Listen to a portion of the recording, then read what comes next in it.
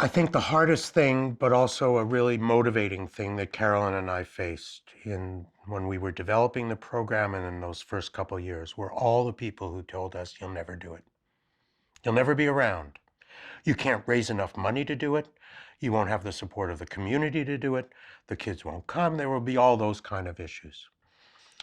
It motivated us.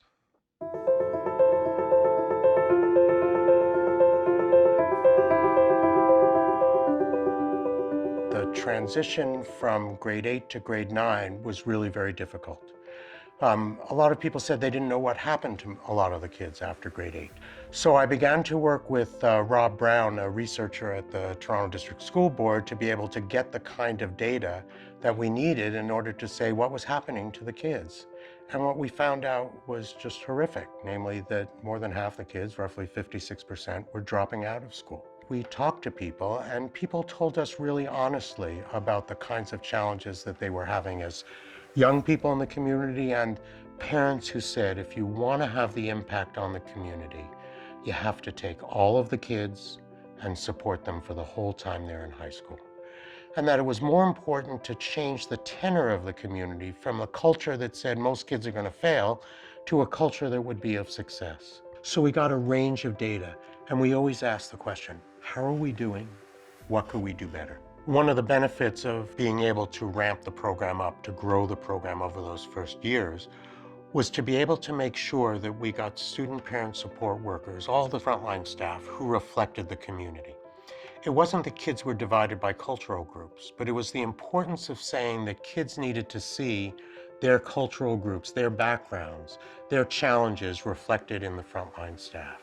So to us, a major milestone was when Carolyn and I left Regent Park and we started to work on Pathways Canada. It was in order to fulfill that, what we thought was an obligation to see, can this model work in other places? And 15 years after Regent Park, we've already had the first graduates from those second generation communities and even some of the third generation. And what we find out is that the results are just as stunning. You know, that it used to be that people would look down on the kids from Regent. Now we said people are looking up. People are looking up to the kids at Regent. The people wanted to move into the community, wanted to be on the waiting list to get into housing. Not just because of the housing, but because of the program.